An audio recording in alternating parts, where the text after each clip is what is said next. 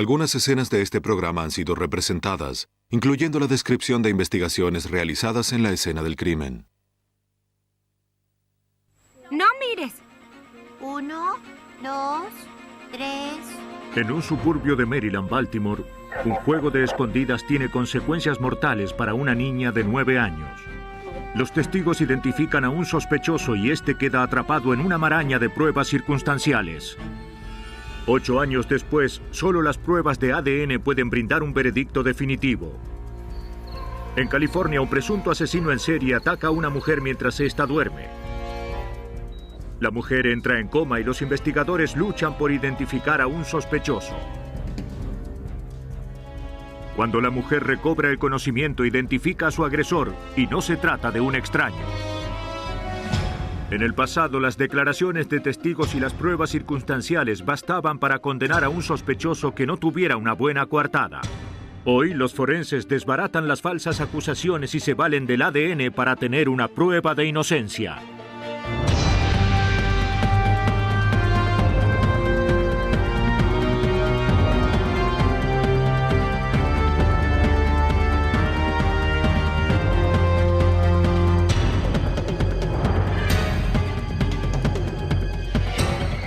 Los nuevos detectives. Casos estudiados por la ciencia forense.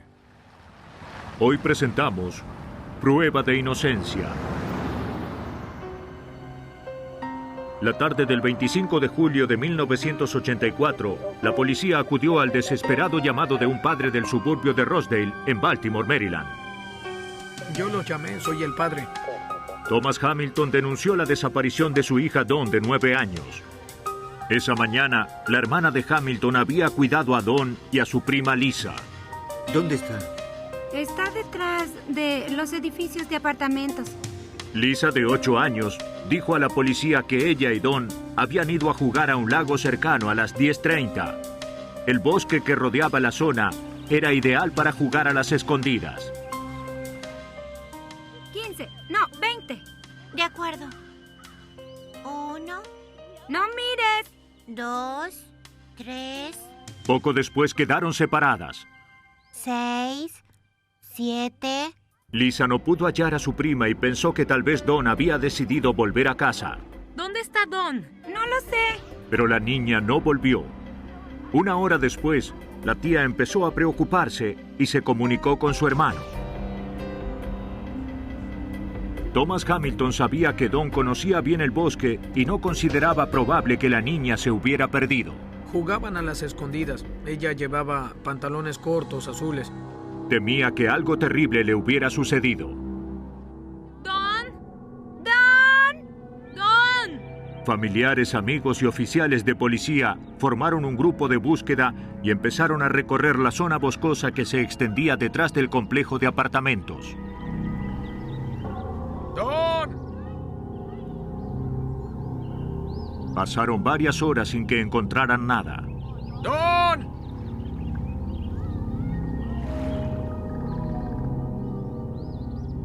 Alrededor de las 5, uno de los oficiales hizo un macabro hallazgo. De la rama de un árbol colgaba ropa interior de niña. Los investigadores empezaron a examinar las inmediaciones. En cuestión de minutos, su peor temor se confirmó. Boca abajo sobre la maleza encontraron el cadáver de la pequeña Dawn Hamilton, de 9 años. Aquí hay un cadáver. Parece ser una niña. No tiene pulso. La pequeña Dawn tenía el cráneo destrozado. Del lado norte del lago, colina arriba. Había indicios de que la habían violado. Se enviaron técnicos forenses al lugar del crimen. Se conservó la ropa interior de la niña con la esperanza de hallar algún rastro del asesino.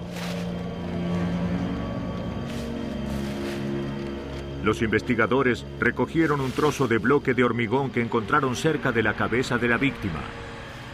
Podía ser el arma con la que habían destrozado el cráneo de Dawn. Se retiró el cadáver del lugar y se lo trasladó a la morgue para que el forense pudiera practicarle la autopsia.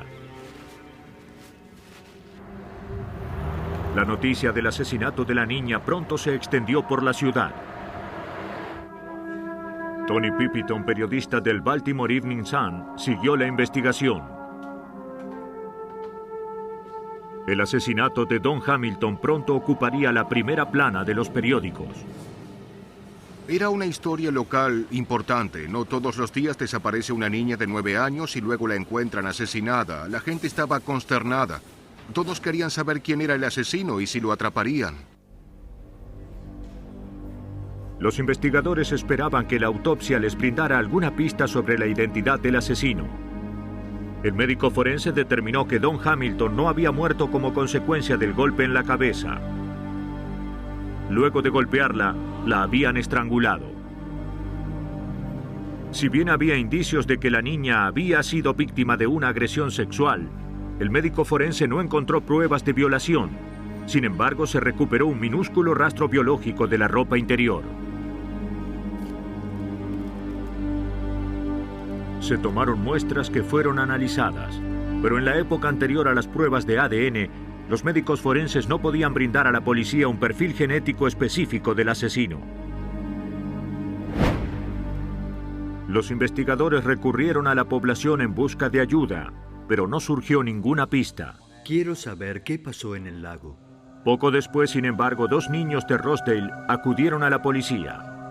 Dijeron haber visto a Don en el lago con un extraño pocas horas antes de que se descubriera el cadáver de la niña. Esa mañana, los niños habían recorrido la zona en busca de tortugas. Señor, vea lo que hallamos. Cuando vieron a un extraño pescando junto al lago, decidieron enseñarle lo que habían encontrado. ¡Lisa! Mientras hablaban con el hombre, Don Hamilton salió del bosque. Buscaba a su prima Lisa y le pidió a los niños que la ayudaran a encontrarla. Bien. Debemos irnos. Los niños se negaron, pero el extraño le ofreció ayuda. Gracias. Momentos después, Don desaparecía en el bosque con el hombre. Los niños dijeron que el extraño debía medir casi 2 metros, que tenía cabello rubio rizado y que usaba bigote. Era delgado. Con ayuda de un dibujo policial, el rostro del sospechoso empezó a cobrar forma. El retrato del presunto asesino de Don Hamilton se distribuyó de inmediato a los medios. La policía también recorrió Rosedale enseñando el retrato a los vecinos. Según pudo constatar la policía, varios vecinos señalaron que habían visto al hombre en la zona el día del asesinato, pero nadie lo había visto antes ni sabía su nombre. Habla Tony Pipitone. Desesperados por obtener una pista, los detectives dieron a conocer un perfil psicológico del asesino de Don a través de los periódicos. Los detectives dieron a conocer un perfil según el cual el responsable de este crimen podría haber discutido con una mujer que ocupara un lugar dominante en su vida. Tal vez proyectó en la niña la rabia que le generaba esa mujer. La policía señaló que, según este perfil, él creció cerca del agua, ya que estaba en el lago en el que pescaban los niños, y él habría ido allí en busca de algún tipo de refugio en momentos conflictivos. ¿Cuál es su nombre? La policía recibió centenares de llamados. Gracias. Alguien que no reveló su nombre dijo que había reconocido el retrato y la descripción psicológica y que se trataba de un hombre llamado Kirk Bloodworth. Uno de los detectives conocía el nombre. La esposa de Kirk Bloodworth había denunciado la desaparición de este poco después de que se descubriera el cadáver de Don Hamilton. Los investigadores pensaron que podría haber alguna relación y decidieron hablar con la esposa de Kirk. La mujer dijo que semanas antes del asesinato de Don, su matrimonio había empezado a deteriorarse. Tuvimos una discusión la semana pasada. ¿Por qué no lo pagaste? Ya déjame en paz. Kirk acusaba con frecuencia a su mujer de gastar más de lo que podían. La mujer discutía con él constantemente. A medida que crecía la tensión, Kirk parecía cada vez más distante y preocupado. La situación era insostenible. Una semana después del asesinato de Don, Kirk desapareció. La mujer no había vuelto a saber nada de él. ¿Cuánto tiempo pasó? Los investigadores descubrieron que Kirk Blodsworth tenía una relación turbulenta con su esposa, tal como indicaba el perfil del asesino. Y tal como sugería el perfil, le atraía el agua. La esposa de Kirk dijo que su marido podría haber vuelto a su ciudad natal, en la bahía Chesapeake. Todo encajaba con el perfil psicológico. Kirk había crecido en la costa este de Maryland. Procedía de una familia de pescadores. Kirk Blodsworth era ahora el principal sospechoso del asesinato de la pequeña Dawn Hamilton de 9 años. Pero mientras se desconociera su paradero, no había perspectivas de resolver el caso. Las autoridades del suburbio de Rosedale en Baltimore, Maryland, pensaban que finalmente se había identificado a un sospechoso de la brutal agresión sexual y el asesinato de Dawn Hamilton de 9 años, cuyo cadáver se había encontrado en una zona boscosa cerca de su casa.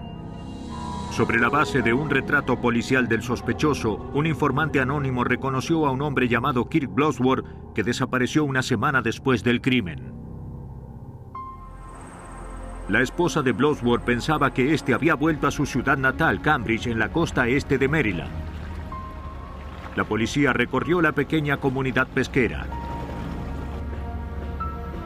Localizaron a un amigo de Kirk Blodsworth. Este confirmó que el sospechoso había regresado poco antes a Cambridge. Kirk Blodsworth le contó que había hecho algo terrible y que no podía volver a Baltimore. Su amigo no sintió interés en saber de qué se trataba y no le hizo ninguna pregunta. Luego le informó a la policía dónde se alojaba Kirk. Se localizó al sospechoso y se lo interrogó. Sí. ¿Y qué es eso tan terrible?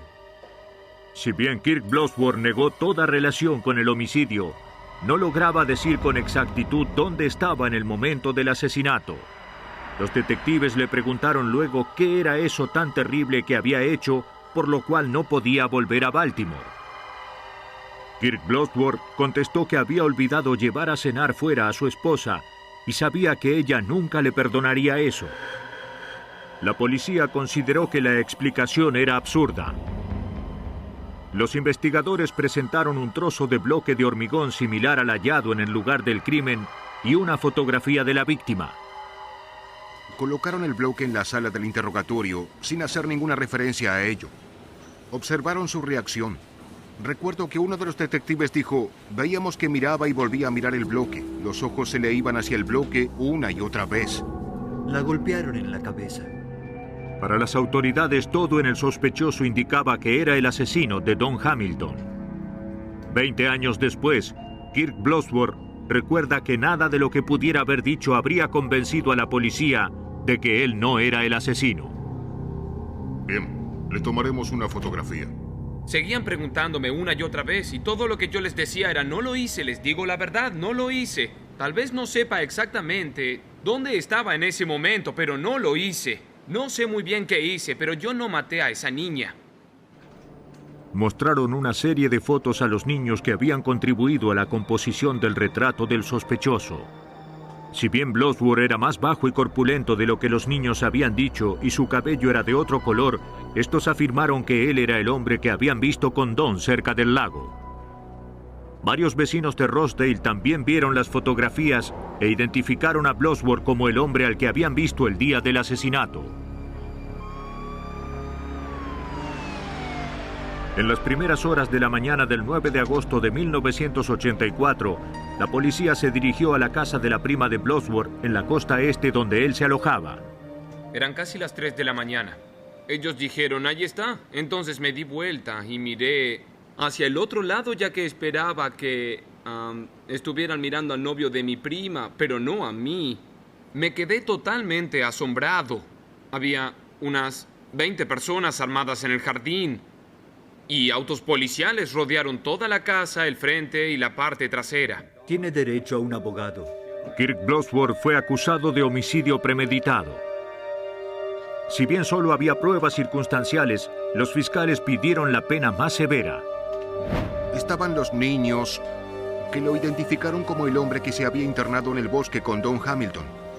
Había identificación de testigos, pero no había pruebas forenses sólidas que lo ubicaran en el lugar del crimen o demostraran que era el asesino.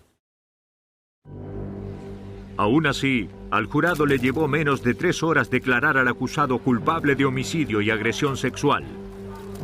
2 semanas después, Blodsworth, de 21 años, volvió a la corte para escuchar la sentencia. Kirk se paró y dijo: esto es una farsa.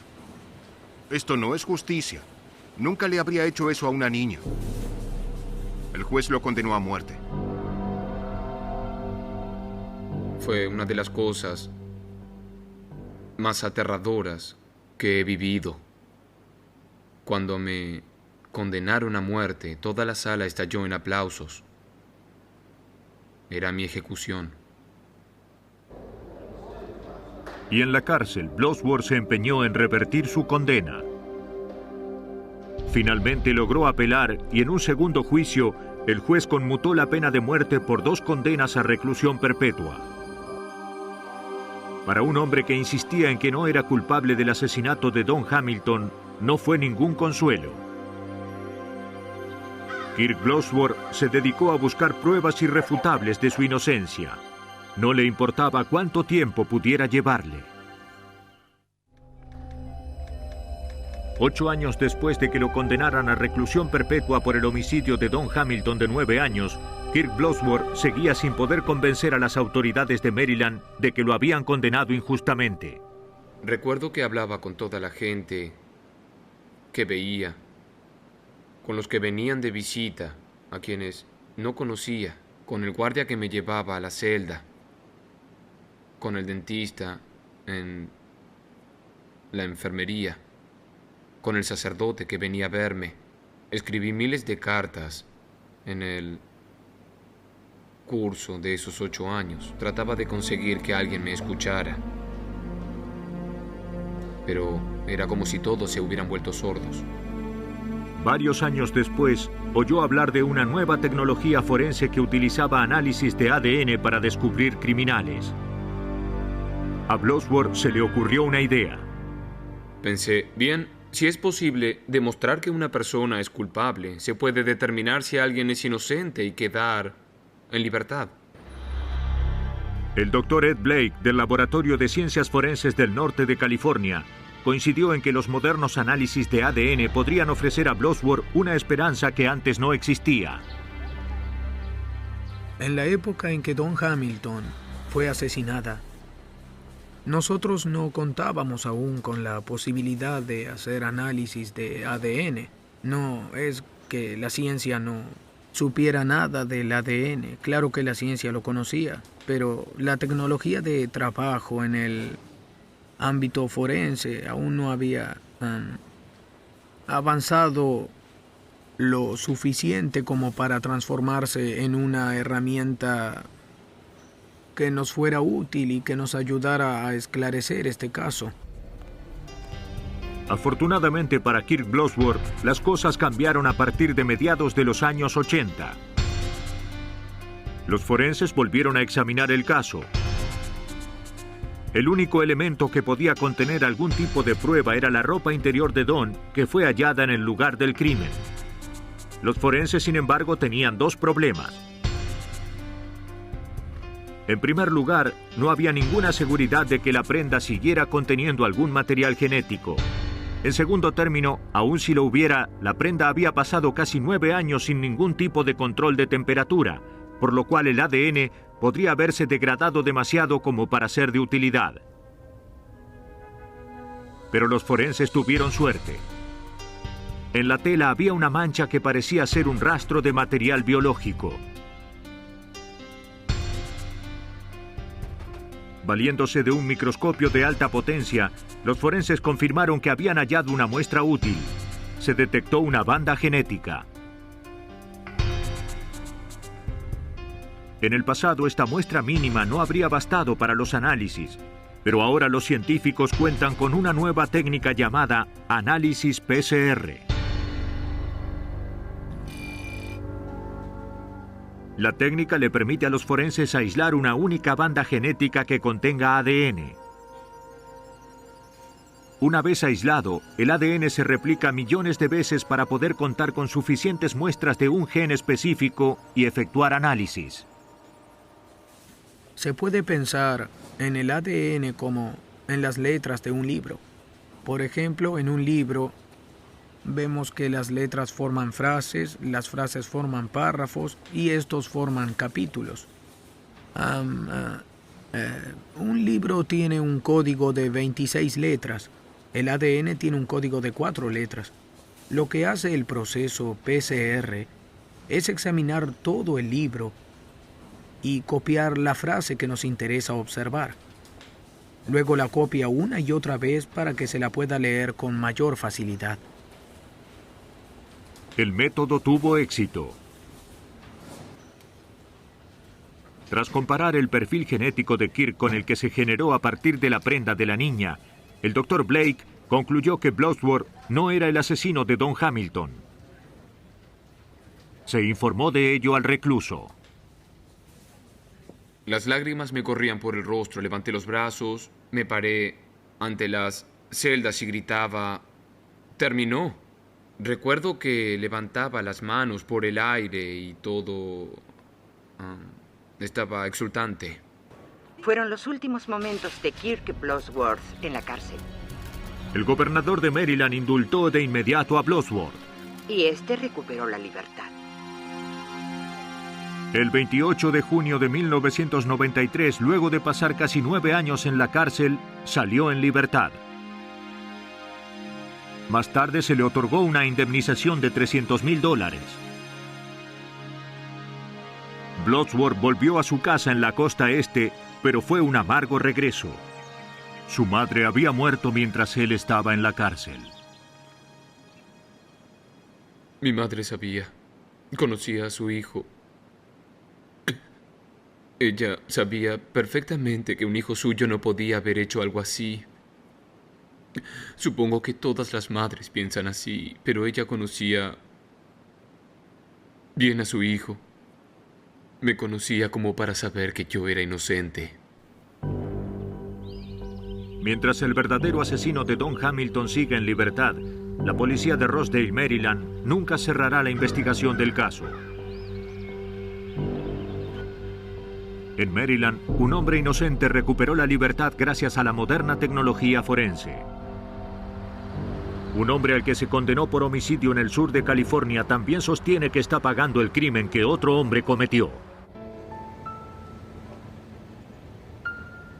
A las 2 de la mañana del 30 de septiembre de 1979, Kevin Green volvió a su apartamento de Tustin, California, de donde había salido para comprar comida rápida.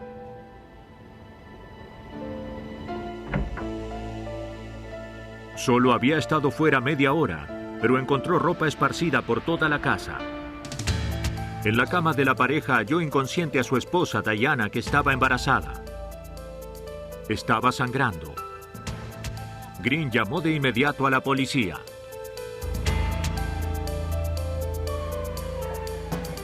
La policía y personal de emergencias acudieron al lugar. Diana estaba viva, pero muy grave. La habían golpeado brutalmente. Tras estabilizar a la víctima, los paramédicos trasladaron a Diana al hospital. Una vez allí, la futura madre de 20 años entró en coma. ¿Cómo va todo, Frank? Los técnicos forenses empezaron a examinar la casa en busca de rastros que pudiera haber dejado el agresor.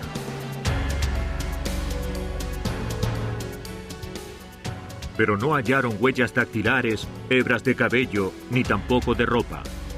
No había indicios de que faltara nada del apartamento. En la cama se encontró sangre y restos de lo que parecían elementos biológicos. El único testigo del incidente estaba en coma, por lo que la policía recurrió a su esposo Kevin Green en busca de respuestas. El cabo del Cuerpo de Infantes de Marina dijo que esa noche él y Diana habían recibido a unos amigos y bebido unas copas. Es muy molesto. No tardaré, cariño. De acuerdo. A la 1:30 de la mañana, poco después de marcharse los invitados, Kevin decidió ir a comprar comida rápida. En el vecindario se celebraban varias fiestas.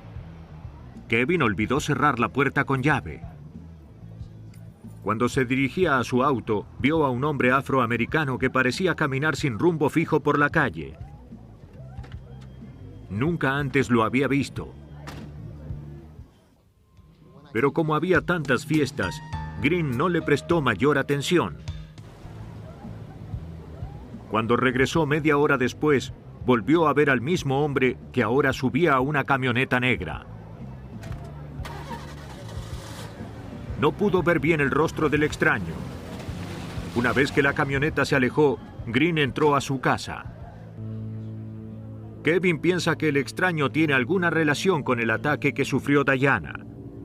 Agregó que su matrimonio con Diana era bueno. Kevin Green no se explica por qué alguien querría atacar a su esposa.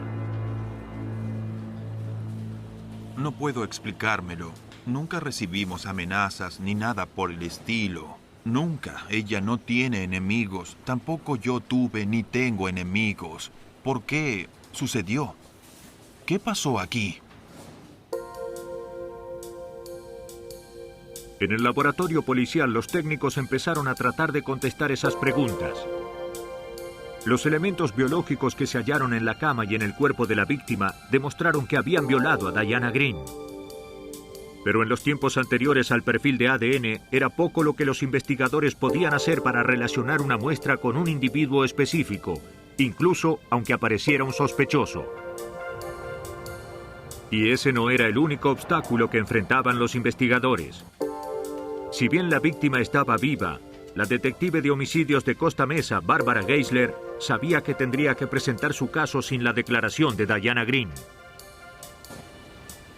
Cuando estuve en el hospital, los médicos me dijeron que las lesiones que ella tenía equivalían a las de una caída de un segundo piso o algo así. Era un verdadero milagro que hubiera sobrevivido y había perdido la memoria. El pronóstico no es muy alentador. Cuando los investigadores empezaron a analizar los detalles del caso, algo les llamó la atención de inmediato. El caso era muy similar a otros 4 incidentes de violación y asesinato que habían tenido lugar en el condado de Orange en los 9 meses anteriores. Las víctimas, todas mujeres jóvenes, habían sido violadas y luego las habían matado a golpes.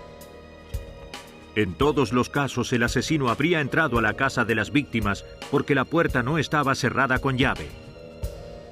¿Crees que forzaron la puerta? No, la cerradura está intacta. No faltaba nada en ninguno de los apartamentos, lo que indica que el motivo de la intrusión no fue el robo. Si bien Diana era la única víctima casada y la única que sobrevivió, los detectives estaban seguros de que los crímenes estaban relacionados. El apartamento estaba en el piso de abajo. Ella estaba sola en la casa en el momento del incidente. Ella no reaccionó, no parecía faltar nada del apartamento, no se habían llevado nada, de modo que el motivo no había sido el robo. La violaron y la golpearon. La similitud es notable y nos llamó la atención. Si bien Diana Green había sobrevivido milagrosamente al ataque de un asesino en serie, la vida de su bebé pendía de un hilo. Un día después del incidente, cuando ella aún estaba en coma, la situación se agravó. Una enfermera entró para examinar al bebé. Estaba escuchando el latido del bebé, pero de pronto lo perdió. Empezó a buscar el latido nuevamente, pero no pudo hallarlo. No hubo ningún indicio previo y nadie pudo hacer nada. El corazón del bebé se detuvo. Cuando se dieron cuenta era demasiado tarde. Había muerto. El asesino en serie, al que la prensa apodó el asesino del dormitorio, se había cobrado otra víctima inocente. Y a pesar de que la policía dio a conocer la muerte del bebé y de que eso conmovió a la comunidad, no surgieron pistas convincentes. Luego, 8 días después del ataque, la policía acudió a un llamado de un complejo de apartamentos ubicado a solo 3 calles de la casa de Diana. Había otro homicidio. una mujer descubrió el cadáver de su compañera de apartamento, Deborah Kennedy, de 24 años. El forense que acudió al lugar concluyó que habían violado a la mujer y luego la habían matado a golpes en su apartamento del primer piso. La policía halló pruebas biológicas de la violación, pero ninguna otra pista sobre la identidad del asesino. Creo que lo encontramos. Bill Fisher, teniente de policía de Tustin, quedó a cargo del caso. Le parecía evidente que Deborah Kennedy y Diana Green habían sido víctimas del mismo agresor. Ambas tenían unos 20 años. Había aproximadamente 2 kilómetros entre los apartamentos de ellas. Las agresiones también eran muy similares. Golpes en la frente con algún tipo de objeto, y a ambas las habían violado. Ya eran 6 los incidentes similares en menos de un año. 5 mujeres y un bebé habían muerto. Los detectives no tenían ninguna pista. Es difícil decirlo. Y si bien Diana había salido del estado de coma, sus lesiones tardaban más de lo esperado en sanar. Sin su declaración sería muy difícil identificar al asesino del dormitorio. Un mes después y ya en su casa, Diana empezaba finalmente a recuperar la memoria y estaba impaciente por hablar con la policía. Si bien Diana Green aún no había recuperado el habla, pudo comunicarse e identificar a su agresor. Las autoridades se sorprendieron. ¿Sabe con qué la golpeó? La persona que había provocado la muerte de su bebé no era un desconocido, sino su esposo, Kevin Green. Los investigadores de Costa Mesa y Tustin, California, se esforzaban por identificar a un sospechoso de la serie de brutales violaciones que habían puesto fin a la vida de 5 mujeres y un bebé. Diana Green, de 20 años, perdió a su bebé como consecuencia de los golpes que le dio el presunto asesino en serie. Finalmente recuperó la memoria y pudo hacer una declaración oficial a la policía. La detective Barbara Geisler estudió la declaración de Diana. Esta sostuvo que su esposo, el cabo de infantería de marina Kevin Green, había sido el agresor. Según Diana, esa noche ella y Kevin habían tenido una pelea. Kevin quería tener relaciones sexuales, pero Diana, que ya llevaba 9 meses de embarazo, lo rechazó. El resultado fue que Kevin la atacó, la golpeó en la frente con su llavero y luego la violó. Ahora los investigadores tenían que considerar la posibilidad de que Kevin Green también fuera responsable de los otros 5 homicidios sin resolver que habían tenido lugar en el condado de Orange. Pero se hizo evidente que no podía tratarse del asesino del dormitorio. Sin embargo, podría haber montado la agresión a su esposa de manera tal que la misma recordara la metodología del asesino en serie. De hecho, la frase que se acuñó en aquel momento y que aún se sigue usando es que posiblemente el marido había cometido el crimen como una réplica de los homicidios anteriores que habían recibido extensa cobertura periodística en el condado. A los efectos de confirmar sus sospechas, la policía empezó a interrogar a amigos y conocidos de la pareja. Si bien Kevin había dicho a la policía que su relación con Diana era muy buena, una vecina de la pareja declaró que peleaban con frecuencia y que las discusiones se oían en todo el edificio. Convencidos de que iban por el buen camino, los investigadores interrogaron a Kevin Green.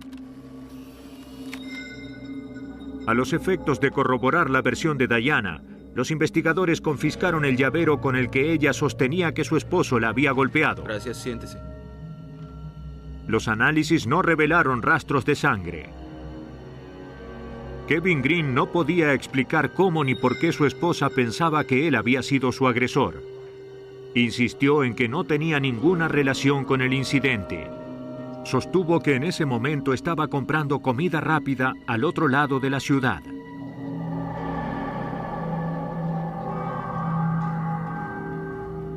El teniente Bill Fisher del Departamento de Policía de Tustin tenía sus sospechas respecto de la coartada de Kevin.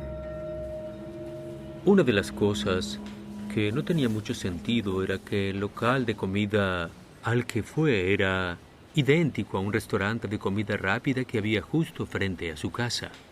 Ambos locales estuvieron abiertos todo el día cuando ocurrió el incidente, pero él decidió no ir al que estaba frente a su casa y conducir hasta un local igual que estaba en otro vecindario.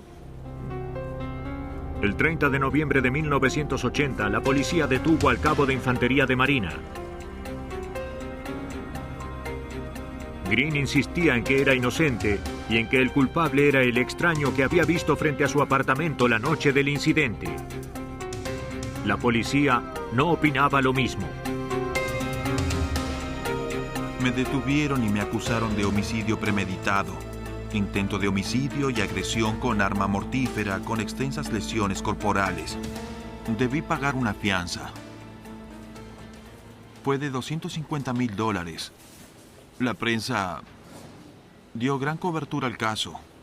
Marino detenido por agresión y asesinato de su hija. Kevin Green contó con una excelente defensa en el juicio, pero el conmovedor testimonio de Diana convenció al jurado. Fue declarado culpable y condenado a reclusión perpetua. Si bien Green luchó por revertir la condena, sus esfuerzos fueron en vano. 15 años después, había agotado todas las instancias de apelación. Como nunca dio muestras de remordimiento por los crímenes que insistía en que no había cometido, se le negó la libertad condicional en 1988, 1991, 1993 y 1995. Green finalmente se resignó al hecho de que moriría en la cárcel, siendo inocente. 15 años después de que lo condenaran a reclusión perpetua por atacar a su esposa embarazada y provocar la muerte de su bebé, Kevin Green seguía insistiendo en su inocencia. Sin embargo, agotadas todas las instancias de apelación, su única esperanza era que atraparan al hombre que Green creía que era el asesino en serie, apodado el asesino del dormitorio. Gracias. Adelante, siéntese. Pero la policía de Tustin y Costa Mesa no había podido identificar a ningún sospechoso de los 5 homicidios no resueltos de 1979. ¿Fue un objeto contundente o algo así? La investigación de los homicidios se había detenido. Sin embargo, durante el verano de 1995, el detective Tom Tarpley de la policía de Tustin recibió información sobre una nueva base de datos nacional llamada CODIS, un índice de identificación de ADN que podría dar nuevo impulso a la investigación. Nos dijeron que existía una base de datos que podía brindar elementos sobre casos sin resolver. Desarrollar un perfil genético a partir de dichos elementos y luego procesar esa información en una computadora del estado de California que contiene perfiles genéticos de delincuentes, reclusos o personas que fueron condenadas por crímenes mayores. Se pueden tomar 2 perfiles genéticos y ver si hay coincidencias entre el caso sin resolver y el delincuente. El detective Tarpley pidió los expedientes de todos los asesinatos en serie sin resolver en los que pudiera haber posibles rastros de ADN. El teniente Bill Fisher, que también había trabajado en el caso contra Kevin Green, tenía uno. Le entregó el expediente del caso de Deborah Kennedy, de 24 años, a quien habían matado a golpes días después del ataque a Diana Green. Cuando el teniente Fisher me trajo el expediente del caso de Deborah Kennedy, lo estudié y busqué qué elementos podrían sernos útiles, por lo que parecía se habían tomado muestras que indicaban que había sido violada. Con la esperanza de resolver uno de los homicidios del asesino del dormitorio, los detectives recuperaron las muestras y las enviaron al laboratorio policial del condado de Orange para su análisis. Pero ya habían pasado más de 16 años del asesinato y el criminalista Frank Fitzpatrick no estaba seguro de que las muestras pudieran resultar de utilidad. El problema era que las muestras no habían sido congeladas ni refrigeradas, por lo que no sabíamos en qué estado podían hallarse esos elementos biológicos. Pedimos a uno de nuestros especialistas en análisis de ADN que trabajara toda la noche y viera qué se podía hacer al respecto. Los técnicos tuvieron suerte. Lograron extraer rastros de material genético de las sábanas de la cama de Deborah Kennedy. Valiéndose de la técnica PCR, el ADN luego se replicó para que los especialistas contaran con material suficiente para el análisis. El análisis derivó en un perfil genético del asesino de Deborah Kennedy. Cuando los investigadores ingresaron el perfil a la base de datos CODIS, descubrieron otro que coincidía con ese.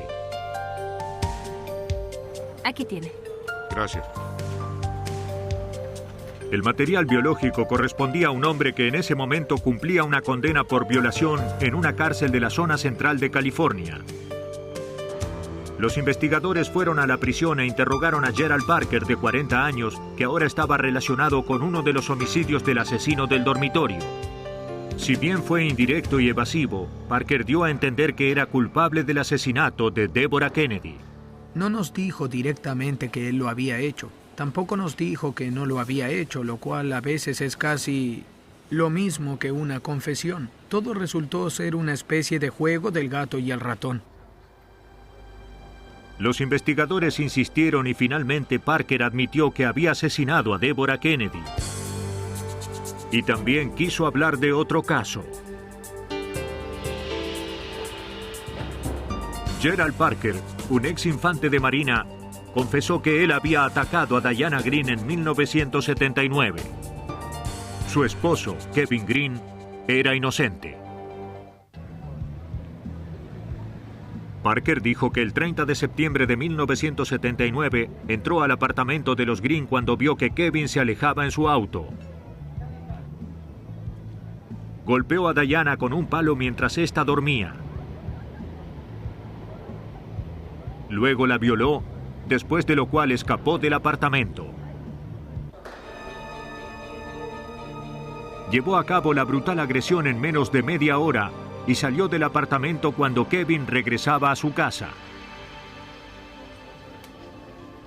Aunque la policía no podía explicar por qué Diana tenía ese recuerdo del ataque, ahora debía considerar la posibilidad de que después de todo, Kevin Green fuera inocente. Lo que pensé fue que estábamos ante un gran problema. En ese momento teníamos a un hombre en prisión que había estado encarcelado por un crimen que no había cometido. Pero nuestra tarea era demostrar que Parker era en verdad el asesino, y ahí es donde interviene el elemento humano. Teníamos que conseguir información que pudiera devolver la libertad a Kevin Green si él no era el agresor. Y la mejor manera de hacerlo era por medio de los elementos físicos. Las muestras biológicas del caso de Diana Green, así como las de los demás homicidios sin resolver del asesino del dormitorio, fueron sometidas a análisis de ADN. En el laboratorio policial del condado de Orange, los forenses generaron un perfil genético de todas las muestras. Todas compartían el mismo código genético y todas correspondían a Gerald Parker. Se enviaron los resultados a los investigadores. Ya teníamos pruebas físicas concluyentes, así como también las declaraciones de Gerald Parker, que admitió haber violado a Diana Green. Todo eso contribuyó a crear una duda razonable y nos convenció de que Kevin Green no podía seguir en la cárcel. Y así comenzó el proceso destinado a dejarlo en libertad. El 20 de junio de 1996, luego de haber pasado casi 17 años en prisión, Kevin Green recuperó la libertad. Los detectives lo llevaron al aeropuerto, donde hizo su primer llamado telefónico como hombre libre. Llamé a mi padre y le dije, adivina dónde estoy. Él siempre creyó que me fugaría, de modo que contestó, sé dónde debes estar. Le dije que estaba en el aeropuerto de Salinas y que me llevarían al condado de Orange para liberarme. Bueno, se quedó en silencio un minuto y luego me preguntó, ¿estás esposado? Dije no. Entonces mi padre me creyó. Se supone que un recluso no sale de la cárcel sin esposas, a menos que no vaya a volver ahí. En 1998, Gerald Parker fue juzgado y declarado culpable del ataque a Diana Green y del asesinato de su bebé. También se lo declaró culpable del homicidio de las otras 5 víctimas del asesino del dormitorio. Gerald Parker fue condenado a muerte.